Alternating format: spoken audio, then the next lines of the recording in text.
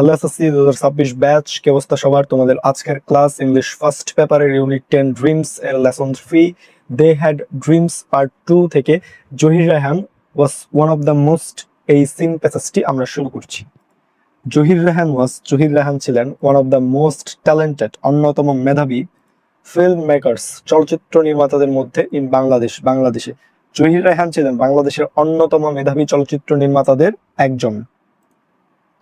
He was born, তিনি জন্মগ্রহণ করেন on 19 আগস্ট 1935, 1935 সালের 19 আগস্ট in the village মজিপুর গ্রামে in ফেনী ডিস্ট্রিক্ট, ফেনী জেলায়। তিনি 1935 সালের 19 আগস্ট ফেনী জেলার মজিপুর গ্রামে কি জন্মগ্রহণ করেন। তিনি ছিলেন an active worker, একজন সক্রিয় কর্মী of the language movement, ভাষা আন্দোলনে। তিনি ভাষা আন্দোলনে কি একজন সক্রিয় কর্মী ছিলেন। He was one of the 10 students, তিনি ছিলেন সেই 10 জন ছাত্রের একজন to go out in a procession, যারা মিছিলে বের হয়েছিলেন on 21 ফেব্রুয়ারি 1952, 1952 সালের 21 ফেব্রুয়ারি, despite a ban on such activists, এই ধরনের কর্মকাণ্ডের উপর নিষেধাজ্ঞা থাকা সত্ত্বেও imposed by the authorities, যা কর্তৃপক্ষ আরোপ করেছিল।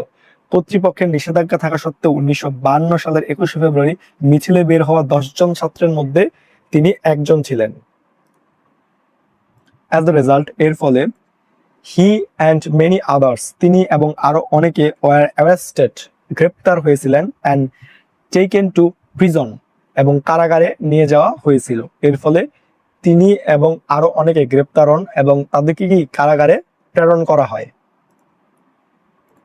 Raihan was also present, Raihan উপস্থিত ছিলেন আরো at the historical meeting of Amtala ঐতিহাসিক সভায় on 21 ফেব্রুয়ারি 1952, 1952 সালের 21 ফেব্রুয়ারি আমতলার ঐতিহাসিক সভাতেও কি রায়হান উপস্থিত ছিলেন।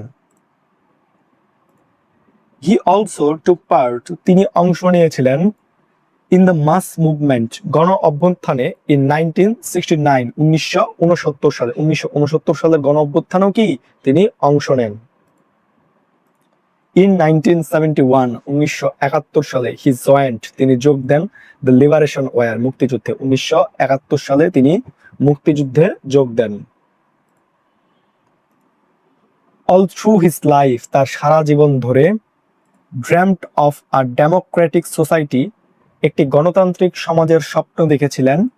A society that would ensure, এমন এক সমাজ যা নিশ্চিত করবে freedom of speech, বাক স্বাধীনতা।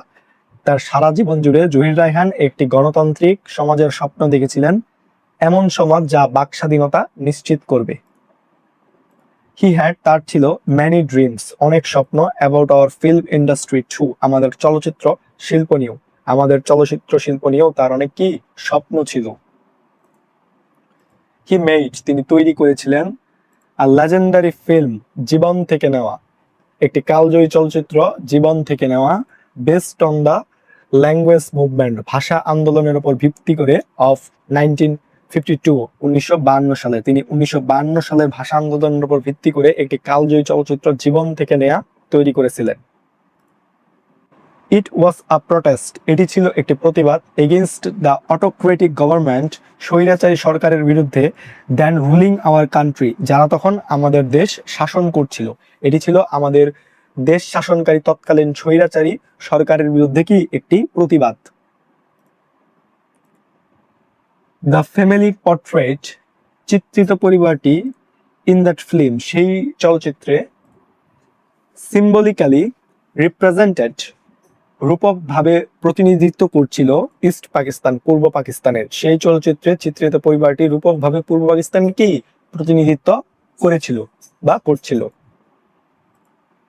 The family was ruled, পরিবারটি শাসিত হতো, by an autocrat, একজন স্বৈরাচারীর দ্বারা, who had to go to prison, যাকে কারাগারে যেতে হয়েছিল, for her conspiracy, তার ষড়যন্ত্রের জন্য।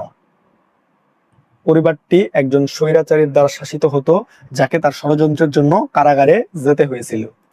ডিউরিং দ্য লিবারেশন ওয়ার, মুক্তিযুদ্ধ চলাকালীন, ইন 1971, 1971 সালে, দিস ফিল্ম ওয়াজ শোন, এই চলচ্চিত্রটি প্রদর্শিত হয়েছিল আউটসাইড বাংলাদেশ, বাংলাদেশের বাইরে। 1971 সালে মুক্তিযুদ্ধ চলাকালীন এই চলচ্চিত্রটি বাংলাদেশের বাইরে প্রদর্শিত হয়েছিল।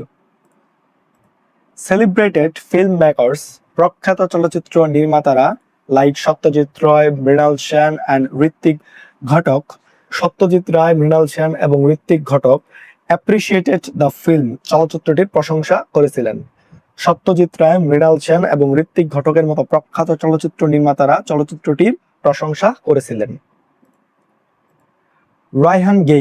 রায়হান দিয়েছিলেন অল দ্য মানি, সমস্ত টাকা, দ্য ফিল্ম মেড, যা চলচ্চিত্রটি আয় করেছিল, to the freedom fighter trust, মুক্তিযোদ্ধাদের ট্রাস্টে।